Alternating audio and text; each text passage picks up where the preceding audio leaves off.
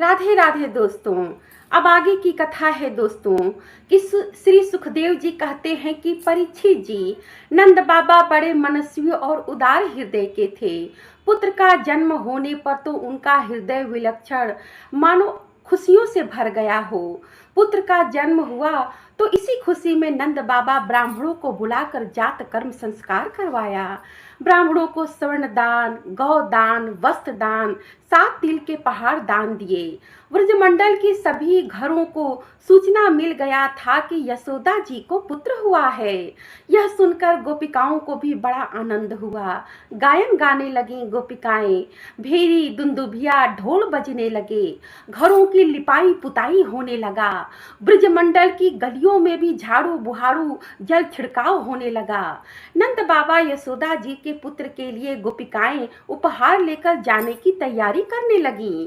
गोपिकाएं सज धज कर अपने बालों में बेला चमेला के पुष्प लगाकर नंद बाबा के घर की तरफ जा रही हैं। आपस में बातें भी कर रही हैं।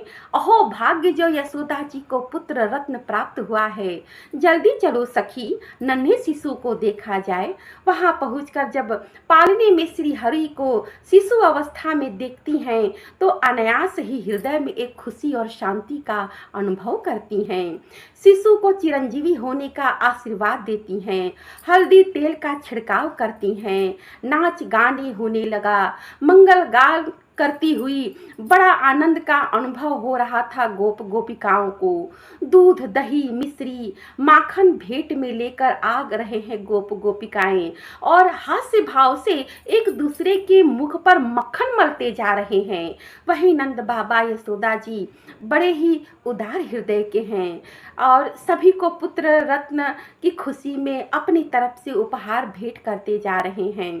सुंदर सुंदर वस्त्र गहने सभी स्त्रियों को भेंट करती जा रही हैं यशोदा जी। साथ ही श्रृंगार का सामान भी भेंट कर रही हैं। घर के आंगन में भांति भांति के पकवान बन रहे हैं। रोहिणी जी, यशोदा जी अतिथि सत्कार में किसी प्रकार की कोई कमी न आने पाए खूब ध्यान दे रही हैं। वहीं स्वर की देवियां और देवता भी गोपिकाओं का रूप धारण करके नंद बाबा के घर आ रहे हैं। सभी को सम्मान से प्रेम पूर्वक बैठाया गया। श्री हरि को शिशु रूप में देखकर मन को प्रसन्नता और हृदय में सुकून और शांति का अनुभव हो रहा था। यशोदा मैया सभी को सोने चांदी के बर्तनों में भोजन करा रही थी। ब्राह्मण देवी देवता जो गोपिकाएं बनकर आए थे सभी ने सात्विक भोजन किया। मंगल और चिरंजीवी होने का आशीर्वाद दिया सभी ने। कुछ दिन के बाद नंद बाबा गोकुल की रक्षा करने के लिए गोपों को इस कार्यभार को सौंप दिया। नंद बाबा कंस का वार्षिक कर चुकाने के लिए मथुरा जा रहे थे।